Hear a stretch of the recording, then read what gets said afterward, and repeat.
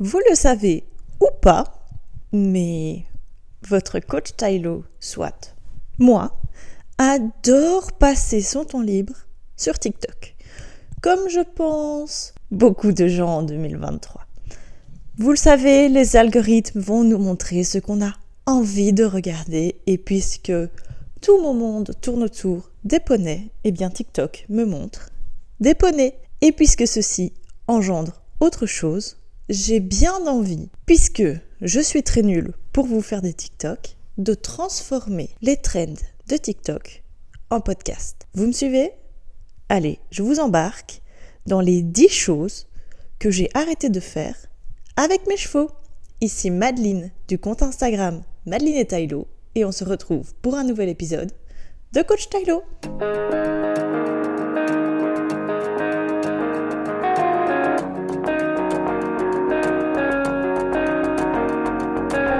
Hello la team Tylo, j'espère que vous allez bien. Le temps de me couler un petit café, d'y mettre sa petite dose de lait et de répondre à 2-3 000.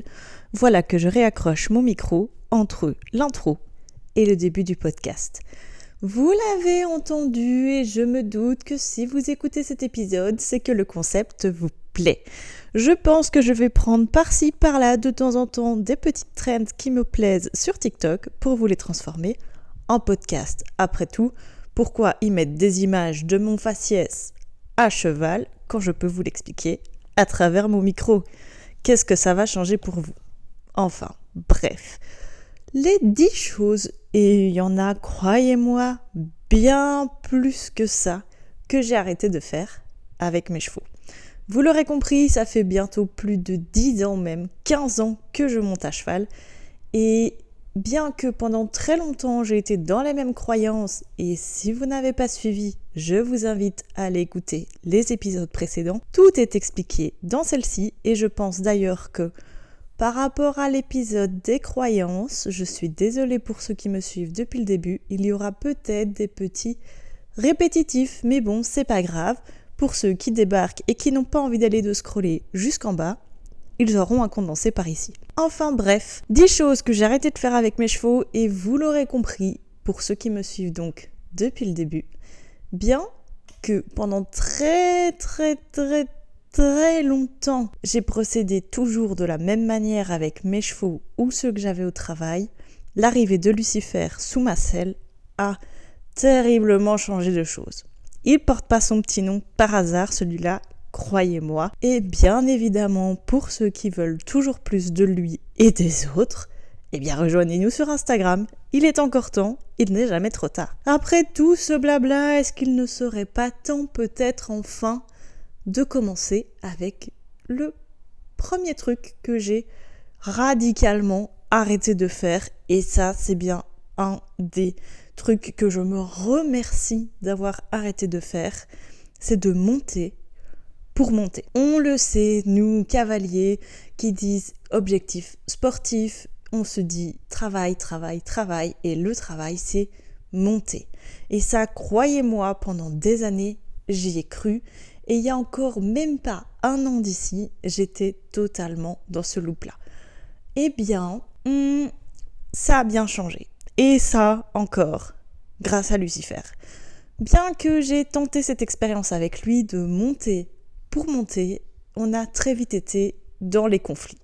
Et monter pour monter dans le conflit, c'est vraiment pas drôle. Donc, quand je suis fatiguée, en colère ou la flemme, simplement, ça peut arriver à tout le monde, hein, on a une vie en dehors de nos chevaux pour la plupart, eh bien, j'ai décidé de ne pas monter. Suite à ça, eh bien, c'est soit une longe, une balade en main, du travail à pied, enfin, ou parfois juste rien et une séance de pansage, câlin, ça fonctionne très bien aussi. J'ai bien compris que autant mes chevaux précédents, que ce soit ceux que j'avais au travail ou mes chevaux précédents tels que Tarzan ou Richas, ça ne les dérangeait pas d'avoir une éponge émotionnelle sur eux et qu'ils arrivaient totalement à absorber mes émotions et dire moi je connais mon travail et je vais le faire. Lucifer c'est différent, Lucifer c'est un cheval hyper sensible et donc si moi je suis contrariée, lui va contrarier. À savoir que lui et moi on a grandi ensemble, qu'il est arrivé chez moi quand il avait à peine 1 an et que donc fatalement, bien le débourrage c'est pas que mettre la selle sur le dos, c'est aussi lui apprendre la vie et il avait donc bien compris du haut de ces 1 an que extrapoler mes émotions, ça allait être très facile. Et là, c'était déjà fini. Je ne regrette pas cette décision parce que j'ai découvert davantage de mes chevaux et d'autres relations que j'ai pu créer avec lui que peut-être je n'avais pas pris le temps de créer avec les 3 précédents. Et franchement, je lui en remercie et je m'en remercie d'avoir eu ce déclic. Qu'est-ce qui a fait principalement ce déclic ? Eh bien, c'est comme toujours le changement d'écurie, mais aussi la mise au prix. C'est-à-dire que l'objectif reste le même. Objectif concours. On va pas s'en cacher, j'ai acheté Lucifer pour retourner en concours et bien que ça prenne beaucoup plus de temps que prévu, l'objectif reste toujours le même et bien que ça m'ait frustré pendant des années, ici, ce n'est plus le cas. Maintenant, j'ai compris, grâce à la mise au prix, que j'étais obligée de lui faire confiance parce que, comme dans beaucoup d'infrastructures de prêt, eh bien, il n'y a pas d'infrastructure en fait.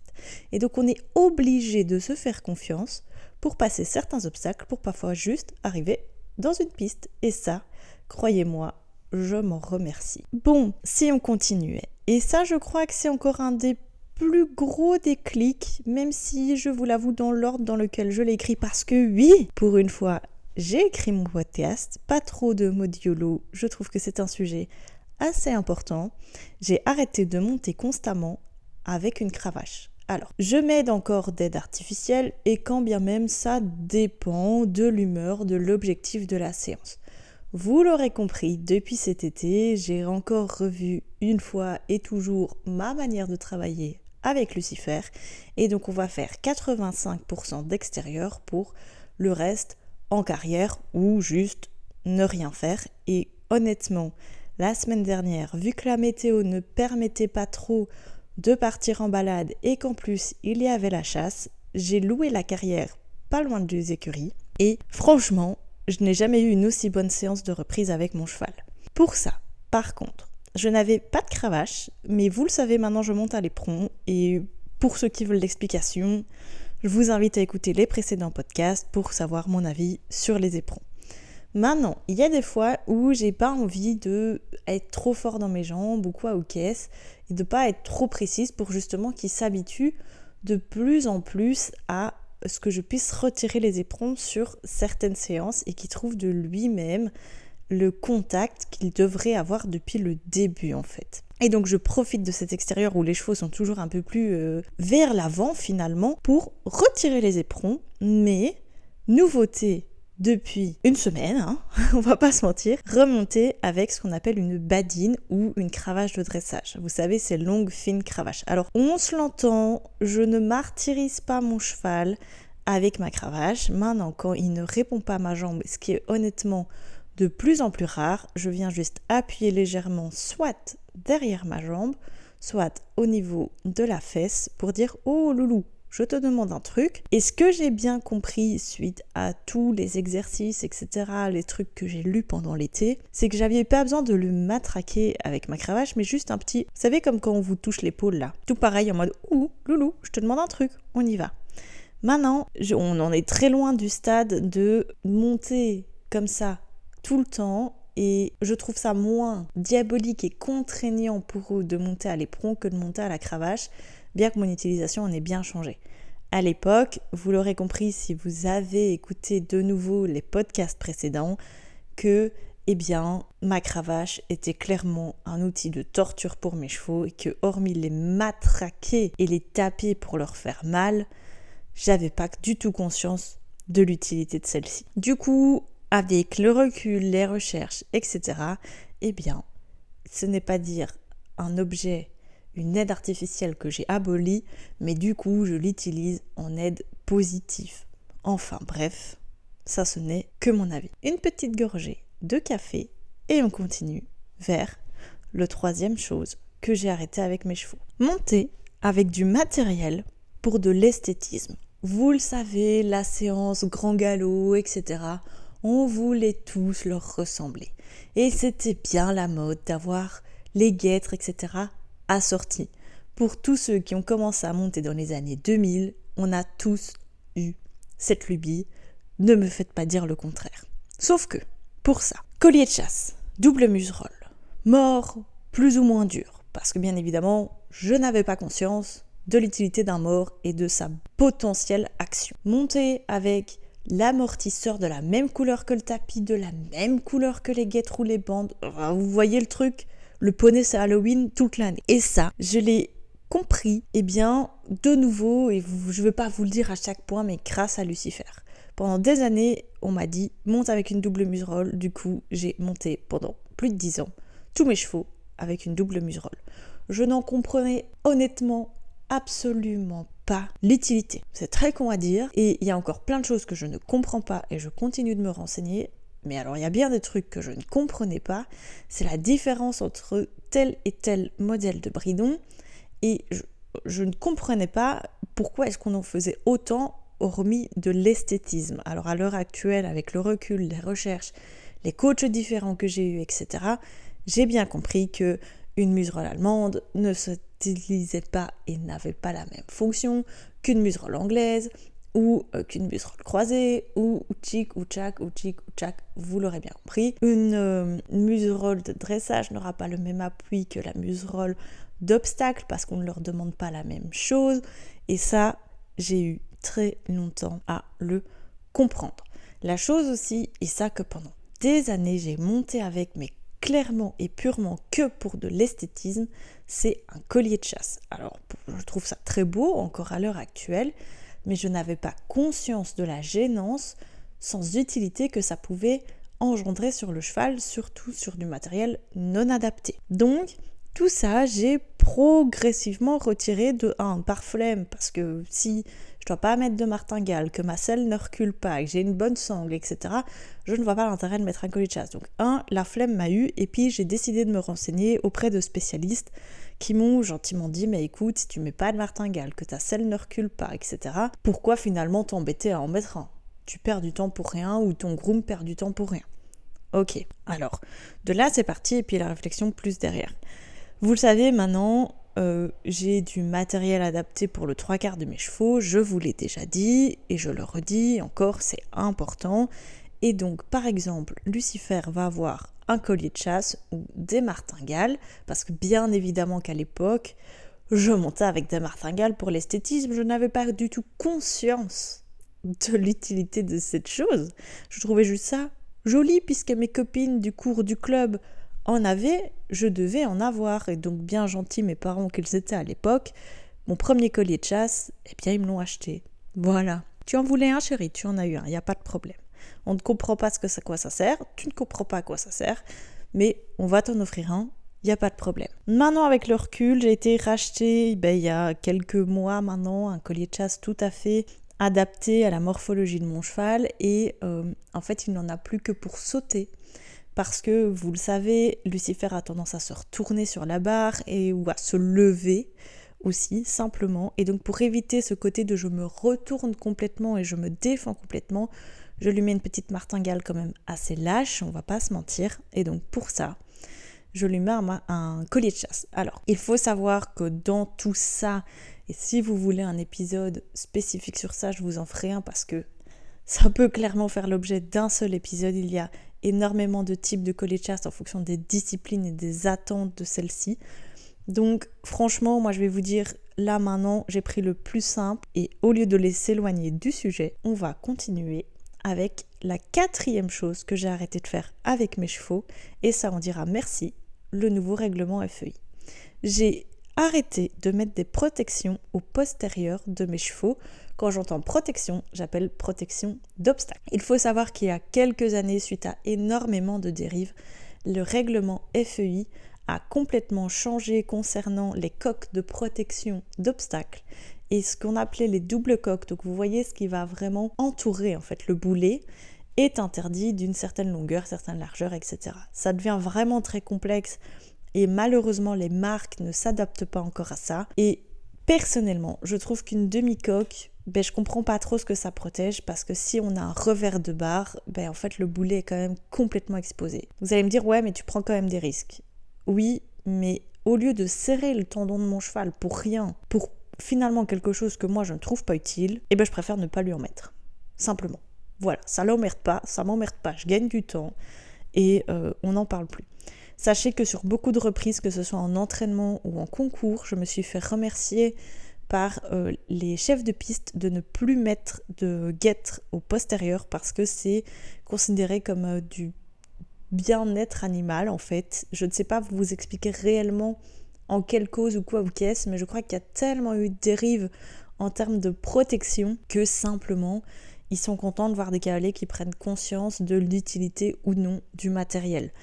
Moi honnêtement, ça me va très bien, Lucifer ça lui va très bien, donc on va continuer comme ça. Il y a certains concours, même chefs de piste, qui autorisent de venir complètement sans protection, mais je me rends compte quand même que Lucifer, quand il fait des barres, même ce qui est très rare, c'est très souvent avec les postérieurs, en tout cas avec le plat du pied, vous voyez, du postérieur, et donc le revers de barre, c'est quand même très très souvent dans les antérieurs, et j'ai pas trop envie d'un énorme hématome ou quoi ou qu'est-ce.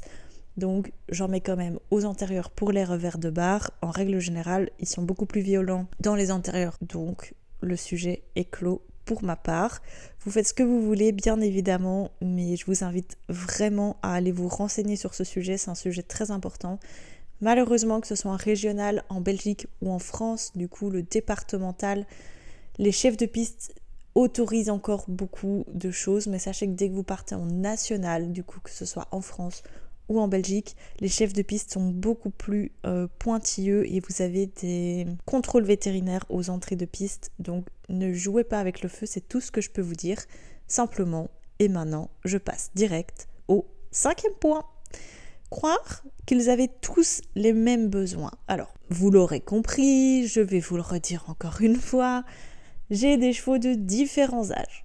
Et pendant très longtemps, ils ont tous été traités de la même manière. Lucifer, 1 an à l'époque, Orichas, 20 ans à l'époque, et c'était ok, ils avaient tous la même ration de foin, voilà, ils mangeaient la même chose, tous les mêmes grains, etc. Et avec le recul, et avoir aussi fréquenté une écurie d'élevage, etc., en fait, si Lucifer a eu un retard de croissance, c'est beaucoup à cause de moi, et ça arrive, j'étais ignorante, et heureusement, mon cheval va bien, il n'y a pas de séquelles sur sa santé. Mais voilà. Ils avaient tous le même grain, et pourquoi finalement ? Lucifer n'avait que 1 an, il aurait dû avoir du grain de croissance, voire pas du tout.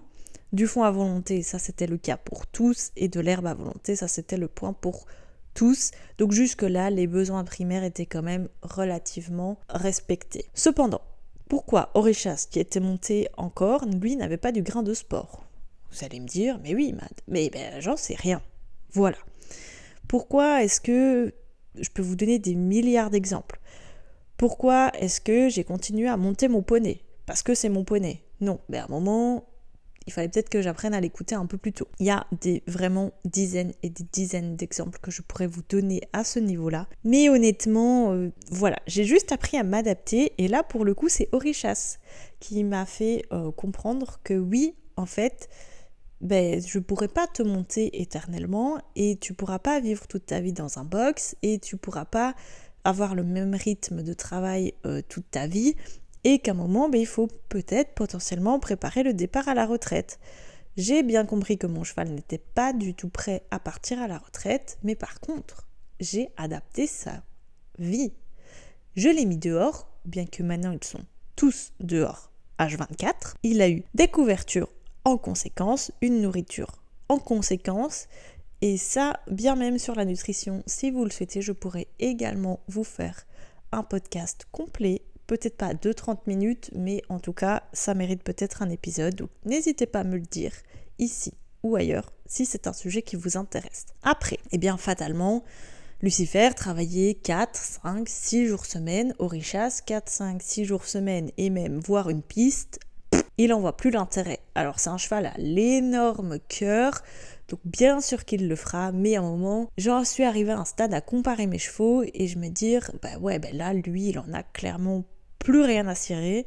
Tout ce qui l'intéresse, j'ai pas le même cheval quand on va en extérieur qu'en carrière, on va faire plus que de l'extérieur. Pendant longtemps, on était à 2, 3, 4 fois en extérieur. Et puis on est descendu à 3 fois, puis 2 fois. Et puis le départ au pré, il y a un peu plus d'1 an maintenant, a fait qu'on est descendu à 1 fois. Ma plus grosse hantise, honnêtement, était de perdre de l'état de mon cheval, car, vous le savez, j'ai eu fait énormément d'erreurs avec ce cheval et c'était ma hantise de le remettre au pré et qu'il perde de l'état. Quelle fut ma surprise quand j'ai vu que ce cheval retrouvait du moral, etc. Maintenant, j'aurais fait la même chose avec Lucifer il y a 1 an, ça ne serait pas du tout passé de la même manière. Je le sais très bien, il n'était pas prêt psychologiquement, je n'étais pas prête psychologiquement et donc j'essaye de m'adapter maintenant au plus que je peux à chacun en fonction des âges, des besoins, de ce qu'il me montre, etc. En 6e place, qu'est-ce que j'ai noté ? Être dans la contrariété pour avoir ce que je veux. On va rejoindre un petit peu tous les points précédents avec celui-ci, donc je vais être très brève. C'est-à-dire que j'ai appris à écouter mes chevaux et au lieu de m'énerver sur eux, de rentrer dedans avec mes éperons de manière violente, de cravacher, etc., de m'énerver, de leur arracher une dent, etc., ben en fait, on apprend juste à s'écouter et à travailler ensemble. Et puis, on va bientôt retourner sur les barres et on verra ce que ça donne, mais je suis très confiante quant au fait que ça va se passer beaucoup, beaucoup mieux qu'il y a 5 mois. Pour la 7e show, monter. Alors ça, c'est quand même le truc, je vais dire...